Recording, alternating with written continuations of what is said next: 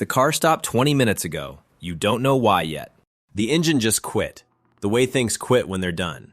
No warning, no negotiation, just silence where noise used to be. You pulled over. You tried to restart it 3 times. Nothing.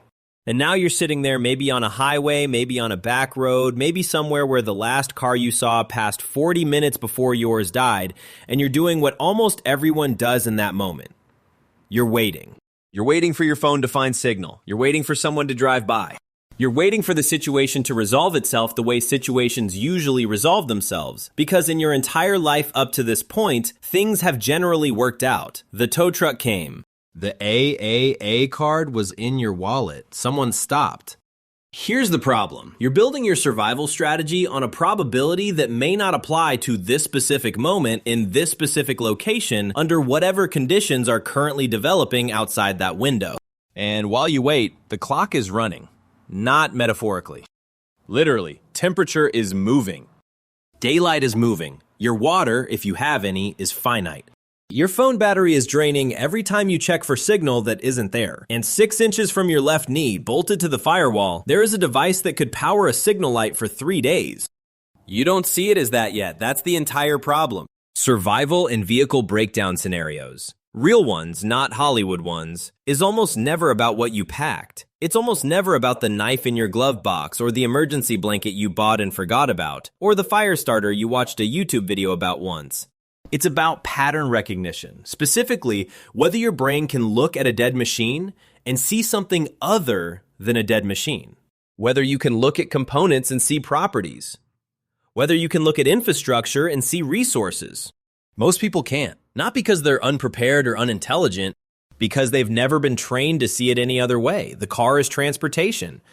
When it stops transporting, the brain files it under broken and moves on to looking for alternatives. What it doesn't do, unless you've deliberately built the habit, is run an inventory of what the broken thing still contains. What a dead car still contains, in almost every case, regardless of make, model, age, or condition, is enough material to meaningfully extend your survival window. Not forever, not comfortably, but long enough for a situation to develop information you can act on. Long enough for the math to stay in your favor. Long enough for the decisions you make in the first 2 hours to not have already closed every option available to you in hour 12. That window is what we're building here. The first thing you need to understand is what the car actually is structurally when the engine is no longer the point. Strip away the transportation function, and what you're left with is a sealed, wheeled enclosure with a power source, a fuel reserve, multiple signaling surfaces, mechanical advantage tools, conductive material, thermal insulation, and, if you use it correctly, a documentation platform. 7 categories. None of them require mechanical expertise. None of them require special tools beyond what's already in the vehicle. All of them require a specific cognitive move that most people in distress will not make. The move is this: stop categorizing by intended function. Start categorizing by physical property. A battery is not a car part. It is stored electrochemical energy. A fuel tank is not an automotive component. It is a sealed reservoir of dense combustible liquid. A side mirror is not a driving aid. It is a precision reflective surface. The moment you can make that translation consistently under pressure without having to think hard about it, the car stops being a liability and starts being a warehouse. But that translation has to be installed before the event. Under stress, your brain defaults to whatever pattern is already running. If the pattern is car equals transportation, broken car equals problem, that's what you'll run when it matters. If the pattern is any built environment contains components with redirectable physical properties, you'll run that instead. The difference in outcome between those two patterns, stretched across a 12 to 72 hour scenario, is not small. We're going to walk through all 7 categories. Not as a gear list, not as a how-to guide. As a structural map of what's available and why it matters, built in enough detail that the pattern can actually install. Pay attention to the order. Because the order reflects a priority logic. What degrades first? What has the widest range of application? What costs you the most if you miss it in hour 1? The order isn't alphabetical and it isn't intuitive. It's built around the timeline of a real scenario where decisions made in the first 90 minutes have compounding effects on everything that follows. The first category is the one that surprises people most because it's the one they walk past without a second thought. It sits under the hood or under a seat or in the trunk depending on the vehicle, and it is the most concentrated source of usable energy you are physically adjacent to at any moment you are in or near that car. Before we get there, if you've never thought about your car this way before, that's not a personal failure. It's a gap in how survival information gets communicated. Most of it is oriented toward wilderness scenarios, toward packs and routes and fire starting, toward a set of conditions that affect a small fraction of real-world breakdown events. The majority of vehicle emergencies happen on or near roads, in or near developed areas, in conditions where the resources immediately around you are far more significant than anything you could have packed. That's the gap this changes. If this way of thinking is new to you, the structural lens, the property over category framing, subscribe to this channel right now and leave a comment below telling me one thing in your car that you've never thought of as a survival resource. Not the emergency kit if you have one. Something else. Something you've never looked at that way. I want to see how the pattern starts shifting in real time. Because that shift, that moment when you start seeing components instead of objects, is exactly what we're building toward. And it starts before the car ever stops moving. The battery. Not because it's dramatic, not because it's the most glamorous item on this list, because it is the highest density, most immediately applicable resource in the vehicle, and because the window to use it effectively is shorter than you think. Here's what most people know about a dead car battery. It's why the car won't start.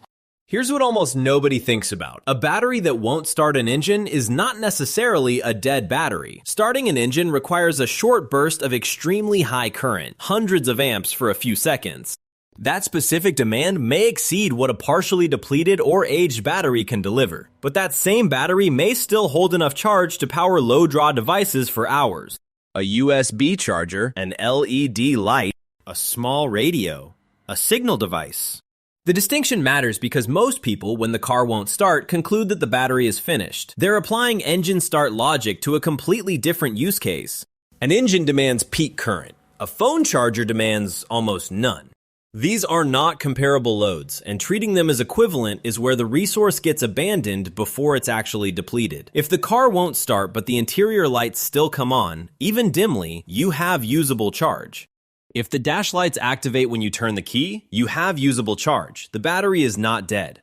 The battery cannot meet the specific demand of engine ignition. That is a different statement with different implications. Now, what you do with that charge depends on what you have in the vehicle to connect to it and how much you understand about not shorting yourself in the process. This is not an electrical engineering course. The principle is simple. Two terminals, positive and negative, with voltage between them. Most cars run 12 volts. Some newer vehicles run 48. The connections are standardized. If you have jumper cables, and most vehicles do, you have the means to extend that battery's usefulness to another device, another vehicle if one eventually appears, or to create a basic circuit for a signal light. The more important point is the timeline. Battery charge dissipates even without load, slowly but continuously. Temperature accelerates discharge in both directions. Extreme cold reduces available current, extreme heat degrades the cells. If you're going to use the battery, the earlier you assess and act, the more you have to work with. Every hour you spend waiting and hoping is an hour of passive discharge you cannot recover. Assess the battery first, before you assess anything else. Not because it's the most critical resource on the list, but because it's the one with the shortest useful window relative to the scenario timeline. The second category is fuel, and this is where the categorization problem shows up most clearly, because fuel, in most people's minds, exists entirely in the context of a running engine. When the engine stops, the fuel becomes mentally irrelevant. It's just sitting there in a sealed tank that belongs to a broken car. What it actually is, a significant volume of a highly flammable hydrocarbon liquid with an energy density of approximately 34 megajoules per liter. To put that in terms that don't require a physics background, a single liter of gasoline contains roughly the same energy as 10,000 alkaline AA batteries. What you have in even a quarter full tank is a substantial energy reserve with multiple applications that have nothing to do with combustion inside an engine. Heat, light, signaling, in extreme cases, deterrence. The applications depend on your specific situation, your tools, your environment. The point is not to give you a procedure. The point is to force the cognitive reframe. That fuel is not useless because the engine is dead. The engine being dead is a specific mechanical failure that closes one application of the fuel. It does not close all of them. There is a management logic here that matters. Fuel is flammable. It produces vapors. It requires respect, not fear, but respect, which means intentionality about where, when, and in what quantities you engage with it. The people who misuse this resource don't do so because they're reckless. They do so because they're improvising under pressure without a prior framework. The framework is assess volume, assess container integrity, assess your environment, then decide on application. Not the reverse. The other thing about fuel that almost nobody considers is its value as a trade resource in a scenario involving other people. This is not a conversation for a first-hour stranded scenario, but in any extended infrastructure failure, material goods with clear functional value become a currency. Fuel is one of the highest value physical currencies in any disruption scenario because almost every other resource gathering or movement activity depends on it at some level. Knowing you have it, knowing approximately how much, and knowing how to talk about it without broadcasting it to everyone around you, that's a different kind of skill, but it starts with the same inventory habit. Moving to the third category, which is the one most people dismiss fastest because it sounds like something from a wilderness survival pamphlet from 1987, the mirror. Specifically, the reflective surfaces on and in the vehicle, the rear view. The side mirrors, any glass or chrome on the exterior. These are not obsolete signaling tools. They are precision optics with a physics profile that is genuinely difficult to replicate with anything else you're likely to have on hand. On a clear day, a standard vehicle mirror can produce a visible reflection at distances exceeding 10 miles under the right angle conditions. Aircraft have been vectored toward crash sites by mirror signals from survivors on the ground. Search and rescue operations have been initiated by reflection from vehicle glass spotted during aerial sweeps. This is not anecdote. This is documented in SAR after-action reports. The physics. Focused reflected light from a mirror surface can achieve an intensity at the target point that vastly exceeds what the naked eye can produce with any other improvised material. A foil emergency blanket is a diffuse reflector. It scatters light broadly. A mirror is a specular reflector. It directs light in a concentrated beam. The difference in visibility range between the two is not marginal. The technique is not complicated. Angle the mirror so that the reflected sun hits your target area. Create an interrupted pattern. 3 flashes, pause. 3 flashes, pause. The interrupted pattern reads as signal. Continuous reflection reads as environmental noise. Most people, if they think to use a mirror at all, point it vaguely toward the sky and hold it steady. That is the lowest value application of a high value tool. Angle. Pattern. Target. 3 concepts. Install them before you need them because the scenario where you need them will not give you the cognitive space to reason through the physics from scratch. You're 6 hours in now, maybe 8. The math of the situation has changed in ways you didn't fully track because you were busy surviving the first few hours, managing the immediate, putting out the small fires, making the decisions that felt urgent in the moment. Here's what actually happened to your resources while you were doing that. The battery ran a passive discharge of somewhere between 2 and 5% of remaining capacity per hour, depending on temperature. The fuel remained stable in its sealed tank. Your water, if you consumed any, is partially depleted. Your phone battery, if you used it, is lower. Your body, if you exerted yourself at all, has consumed calories and water at a rate that's been building a deficit you haven't fully registered yet. The fourth category, the jack, seems mechanical and narrow in application until you think about it as what it actually is. A portable, compact mechanical advantage system. A scissor jack or bottle jack that weighs under 2 kilograms and lives in every car trunk can exert several tons of force at a controlled point. That is not a tool for changing tires. That is a tool for any situation requiring controlled vertical force. Lifting, propping, stabilizing, creating leverage against a fixed object. If you're sheltering under or near the vehicle, a jack can create space. If debris has shifted, a jack can shift it back. If you need to create a stable platform for a signal fire, a jack gives you height. The principle again, property over category. A jack is not a tire-changing tool. It is a mechanical force application device. The scenario determines the application. The fifth category is wire, specifically the automotive wire that runs through every door panel, under every dash, behind every seat panel in the vehicle. An average car contains somewhere between 200 and 800 meters of insulated copper wire, depending on the vehicle's electrical complexity. That wire has gauge specifications. Most of it falls between 22 and 12 gauge, and it has a jacket material, usually PVC, with its own properties. Copper wire has applications in almost every improvised structural scenario. Binding, anchoring, forming, conducting, trapping, rigging. The insulation, when removed, provides thin, flexible strips with multiple uses. The insulation left on the wire provides protection against corrosion and against skin contact with live circuits. The resistance most people feel about pulling wire from a car is social, not practical. Destroying a vehicle component feels wrong. It feels like giving up on the car. It feels wasteful, or maybe even like vandalism against something you own and expect to use again. That psychological resistance is understandable and functionally dangerous. The car is not going anywhere. The wire is worth more to you as a material than as a component in a dead electrical system. The social norm that says don't damage your car does not apply to a vehicle that has already removed itself from your transportation equation. This is a decision you need to make before the scenario, not during it. Decide now. If the car is dead and I need the wire is mine to use. That decision, made in advance, means you won't spend cognitive bandwidth relitigating it under pressure. The sixth category is insulation, and it is the one most directly connected to the physics of surviving temperature extremes, which, statistically, is the condition that will end you in the largest number of real-world scenarios. The car contains thermal insulation in several forms. The headliner, the material on the ceiling, is typically foam-backed fabric.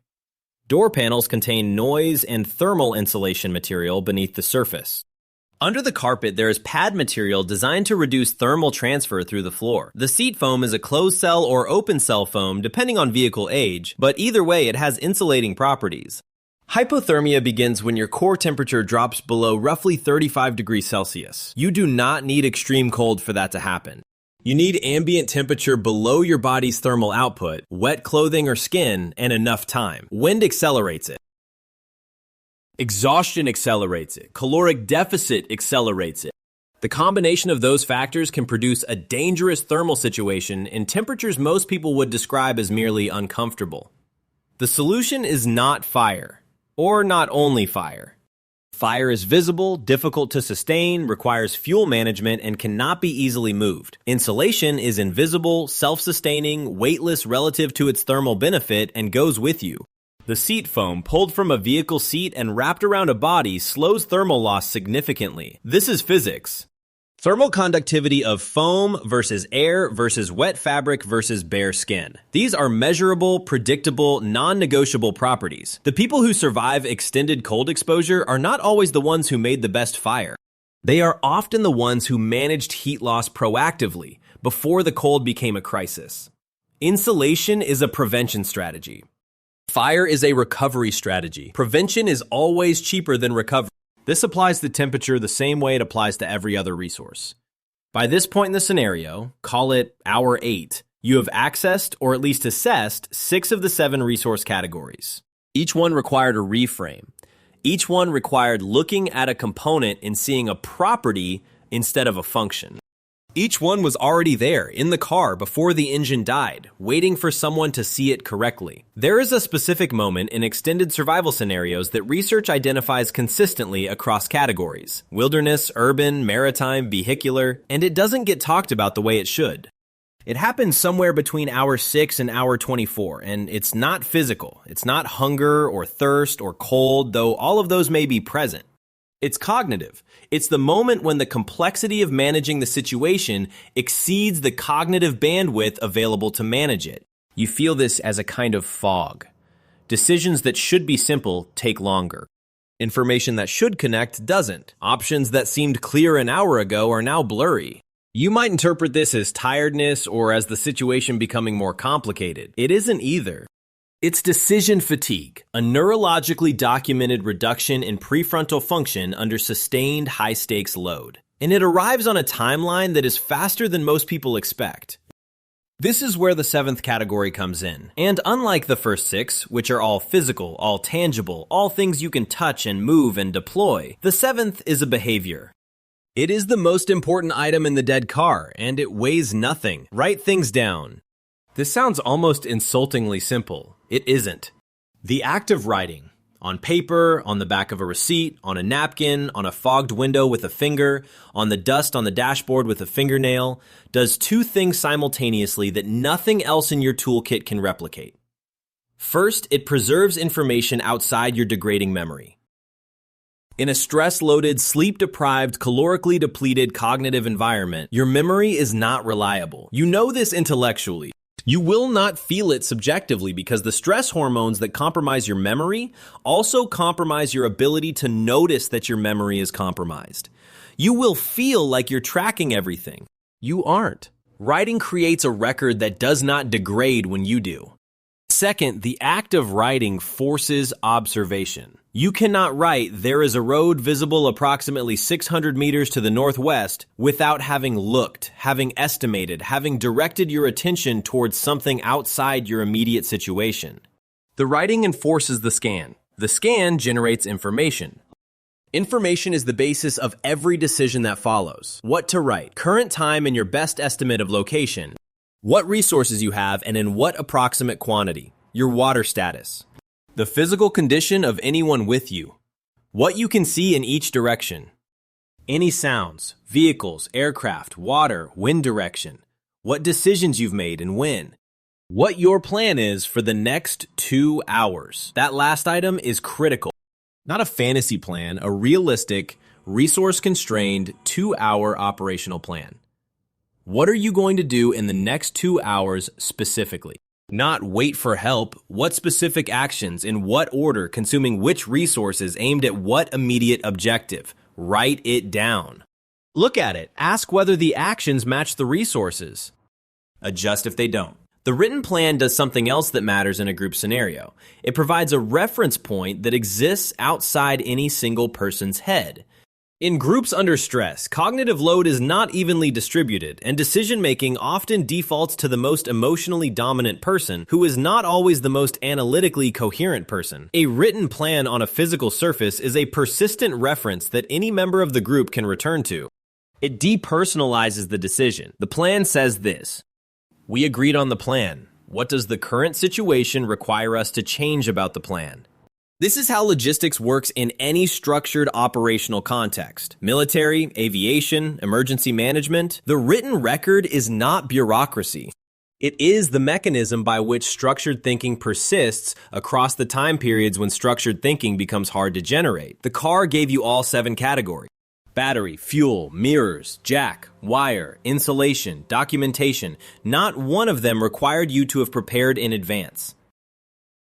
Not one of them required special equipment, training, or physical capability beyond basic mobility. All of them required a cognitive switch, the willingness to look at a dead machine and see what it still contains, rather than what it can no longer do. That switch is the variable. Everything else was already there. Now scale it, because the car is the controlled version of a problem that doesn't stay controlled. Every built environment you ever occupy contains the same analytical opportunity. The office building you work in, the hotel room you stay in twice a year, the transit station you pass through, the apartment you sleep in every night. All of them are systems. All of them contain components. Components have properties. Properties don't stop being true because the system they were designed to serve has stopped functioning. The hotel room has 2 liters of drinking water in the tap even after pressure fails, if you act before the pipes drain. It has a bathroom that maintains temperature better than the main room because of its smaller volume. It has a phone handset that may run on building power independent of the grid. It has reflective surfaces. It has curtain material with insulating properties. It has a door that seals, that locks, that creates a defensible perimeter in a building that may no longer be controlled. The office building has water in its plumbing and its fire suppression system. It has emergency lighting running on battery backup, typically for 90 minutes to several hours depending on the installation. It has a cafeteria with food, typically in quantities far beyond what the stranded occupants would consume in a short scenario. It has first aid supplies. It has communications equipment. It has structural materials. It has, in almost every modern commercial building, an HVAC system that can be partially managed to maintain thermal comfort even without active power. None of this is exotic. All of it is invisible to people who are looking for the exit instead of looking at the system. The exit is the correct response to a fire. It is not the automatic correct response to every emergency. The decision to evacuate or shelter in place is a calculation, not a reflex. And it requires information about what is outside before it can be made correctly. Most people, under the influence of urgency and alarm, default to movement, toward exits, toward open space, toward anywhere that feels like action. Movement feels like survival. It isn't always. Here is the decision tree at its simplest. Do you know what you're moving toward? Do you know what you're moving away from is actually more dangerous than what you're moving into? Is staying available as an option, and does staying give you access to more resources than moving? If you cannot answer those questions with information rather than feeling, the correct default is to stay and assess, not to move and discover. The car taught you this. You stayed. You inventoried. You used what was there, and in the time you bought with that decision, the situation developed information you could act on. The same logic applies at larger scale, in more complex environments, with more variables and more uncertainty. What changes at scale is not the logic. It is the stakes, the timeline, and the cognitive load. A stranded vehicle scenario has relatively bounded uncertainty. You know where you are, roughly, and the set of possible resolutions is limited. A large-scale infrastructure failure scenario has much wider uncertainty. You may not know the extent of the failure, the timeline of recovery, or the conditions outside your immediate environment. The uncertainty itself becomes a resource management problem. Here's how the outlier handles that. They manage for the longer timeline by default. They assume that the resolution will take longer than it seems it should, and they pace their resource use accordingly. They update toward a shorter timeline only when information confirms it. Not when they hope it's confirmed, when it's actually confirmed. Most casualties and infrastructure failure events don't happen because people couldn't survive the physical conditions. They happen because people made short timeline assumptions in long timeline scenarios. They used resources at a rate calibrated for a 6-hour event that lasted 4 days. They moved when staying was safer because they assumed movement would lead quickly to resolution. They bet on the fast outcome and lost, not because the fast outcome was impossible, but because it was less probable than they assumed and they had no fallback. The car inventory is a fallback builder. It buys time. It keeps options open. And options, the availability of more than one possible path forward, are the actual currency of survival at any scale. The moment all paths but one have closed, you are no longer managing a situation. You're writing a single outcome with zero margin for error. Every decision that keeps more than one path available is a good decision, independent of which path you end up taking. The final thing this series leaves you with is not a technique, it's a question, and it's one you need to answer before any scenario, not during it. What is your actual threshold for taking the dead car seriously? Not the car you're imagining. Your car, the one parked outside right now, or in a lot somewhere, or in a garage. The one you got into this morning and drove somewhere without thinking about any of this, that car. If it stopped working right now, in the location where you last drove it, under the current weather conditions, with the amount of water and food and phone charge you currently have, what is your actual position? Most people don't know. Not vaguely. They genuinely have not run the numbers. They have not looked at their phone battery level and their water situation and their distance from any resource point and the current temperature and the local road traffic density and made a realistic assessment of what the next 12 hours would look like if the car never started again. Do that now, not as a drill with a checklist, as an honest cognitive exercise. Picture the location. Picture the conditions. Run the inventory. Battery, fuel, mirrors, jack, wire, insulation, documentation materials. What do you actually have? What is your realistic water supply? What is your body temperature management situation if the temperature drops 10 degrees tonight? What is your signaling capability if traffic on that road drops to 0 after dark? The answer is probably less comfortable than you'd like. That's not the point. The point is that you now have a reference point, a real, honest, location-specific, condition-specific assessment of your actual position in that scenario. That reference point is the beginning of preparation. Not the kind of preparation that requires buying things or building kits or training in specialized skills. The kind that requires knowing what you actually have and what it's actually worth in a real scenario. From that reference point, everything else is addition. You add water. You add a realistic signal device. You add the documentation habit.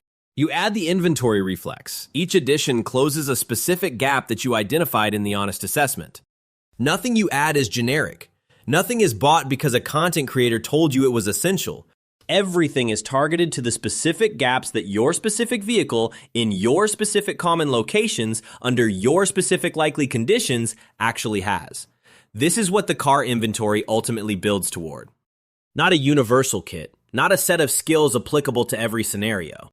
A specific, honest, regularly updated understanding of your actual position with additions made to close actual gaps. That understanding, refreshed regularly, applied to every vehicle and built environment you spend significant time in, is the functional definition of preparedness. Not heroism, not fantasy, not gear, systems, thinking, applied honestly to the reality in front of you. Go sit in your car, run the inventory. Write down what you find. Then look at what's missing and decide, now, in the calm, before anything is wrong, what you're going to do about it. The clock doesn't wait for you to finish deciding. It was already running when you started reading this.